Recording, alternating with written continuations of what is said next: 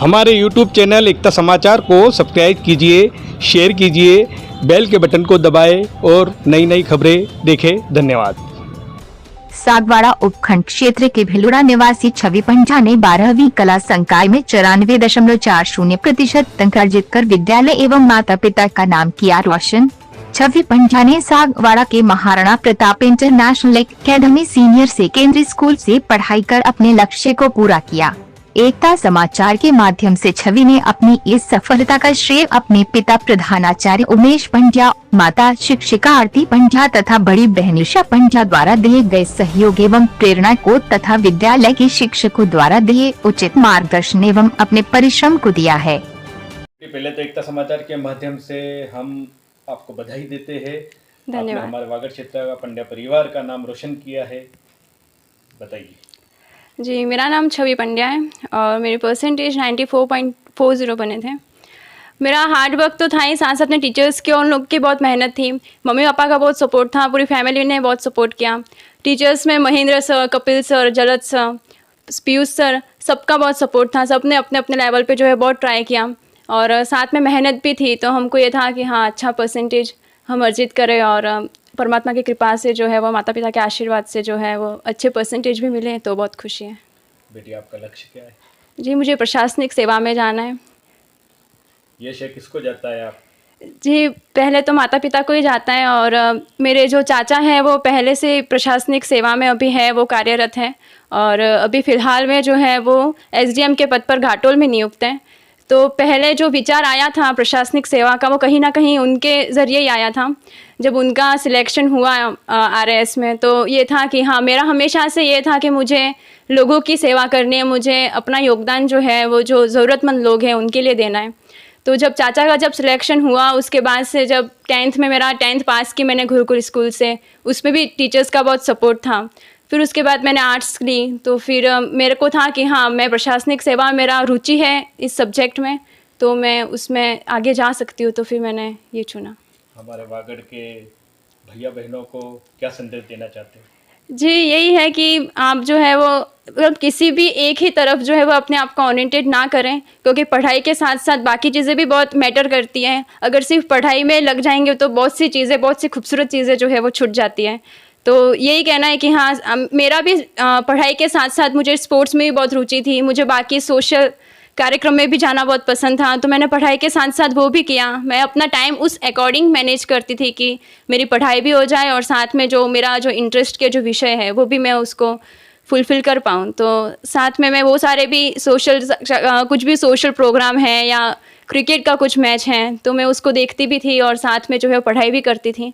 तो सबको ये कहना चाहूँगी कि आप अपना 100% दीजिए, बाकी उसके बाद जो भी परमात्मा की इच्छा होगी वो तो होगा ही। आपकी मेहनत है तो आपको अपना जो ड्रीम है वो फुलफ़िल होगा ही आपका। और अगर नहीं भी होता है किसी कारणवश, तो आपको दुख नहीं व्यक्त करना है कि नहीं हुआ। अगर आगे भी आप उसी मेहनत के साथ चलेंगे तो अच्छा ही होगा। कितने घंटे पढ़ाई करते थे आप? जी, मैं रेगुलर स्टडी तो करती थी और एग्ज़ाम के पास आते आते 7-8 घंटे की तो स्टडी हो ही जाती थी। तो बस रेगुलर स्टडी करने का वो बहुत फ़ायदा रहा, क्योंकि रेगुलर स्टडी करते तो अच्छे तरीके से जो है वो रिवीजन हो पाता बाद में। हाँ, मैं एकता समाचार का भी बहुत बहुत धन्यवाद अर्पित करना चाहूँगी, क्योंकि उन्होंने जो है वो वागड़ की प्रतिभाओं को निराशा है और उन्होंने उनके घर घर जाकर जो है वो उन्होंने उनसे कांटेक्ट किया है और उनका इंटरव्यू लिया है। जो आने वाले जो भी मतलब जनरेशन है या जो भी इससे प्रोत्साहित होकर जो है वो अपने लक्ष्य को निर्धारित कर सकते हैं, तो मैं एकता समाचार का बहुत बहुत धन्यवाद व्यक्त करना चाहूँगी। ये हमारी दूसरी बेटी भी आज तरक्की पे है। बेटी, बताइए, बहना का आज इतना अच्छा नंबर आया और आपका भी बहुत ही पढ़ाई के क्षेत्र में काफ़ी हमने सुना था कि आपकी भी रुचि बहुत थी, बताइए। जी, इसने अपने ये सब्जेक्ट्स अपने इंटरेस्ट के अकॉर्डिंग लिया था, तो इसे कभी ये नहीं कहना होता था कि तू पढ़ने बैठ। उसके अकॉर्डिंगली वो जब भी उसका टाइम सेट होता था वो बैठ जाती थी पढ़ने। और साथ ही उसका क्रिकेट में काफ़ी इंटरेस्ट है, तो उसने सारे आईपीएल मैचेस देखे एग्ज़ाम के साथ में। तो उसका मतलब यही था कि उसने काफ़ी हार्ड वर्क किया था, तो हमें ये चीज़ थी कि वो एटलीस्ट 94-95 तक पहुंच जाएगी। तो हमें काफ़ी खुशी हुई उसका रिज़ल्ट देख के कि वो जो सोच रही थी उस हिसाब से उसने अपना हार्ड वर्क को प्रेजेंट कर लिया। आपका नाम बता दीजिए। ईशा पंड्या। सर पहले तो एक समाचार के माध्यम से आपका हम स्वागत करते हैं, बहुत आपको बधाई देते हैं बेटी के लिए। बहुत बहुत धन्यवाद सर। बताइए बेटी कितने घंटे पढ़ती थी और बेटी ने आज नंबर लाया उसके बारे में। सबसे पहले तो एकता परिवार का धन्यवाद, जिन्होंने आप यहाँ पर आप पधारे हैं। बेटी का लक्ष्य पहले से ही निर्धारित था कि मुझे कुछ अलग करना है।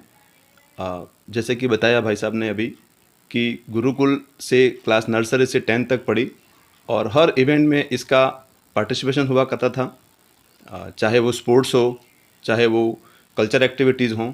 और 11th में हमने महाराणा प्रताप का विकल्प लिया।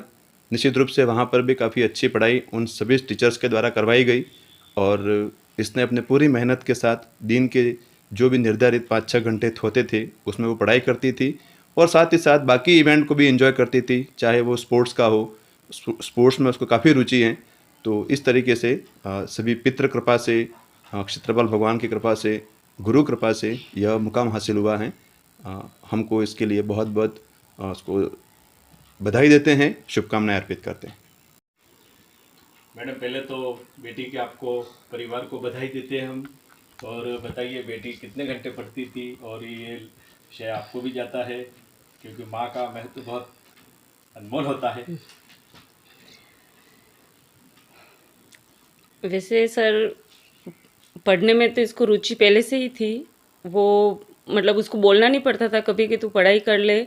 उसकी मर्जी के अनुसार वो उसका जो भी निर्धारित समय था उसके अनुसार वो पढ़ाई करती थी और उसने उसकी जो मेहनत थी उसका फल उसको प्राप्त हुआ और उसको उसके लक्ष्य तक पहुंचाने के लिए हम पूरा प्रयास करेंगे।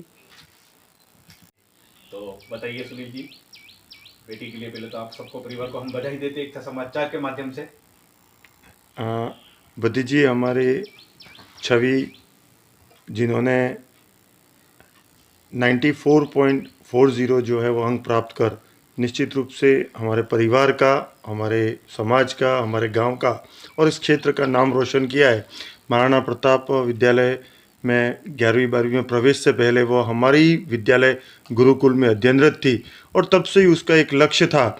चूँकि कोविड काल आया, कोविड काल में परिणाम जो है वो कहना मतलब प्रकाशित पूर्ण रूप से नहीं हो पाए, उस वजह से इस बार उसको अपनी प्रतिभा दिखाने का अवसर मिला जिसको उसने बखूबी ढंग से निभाया।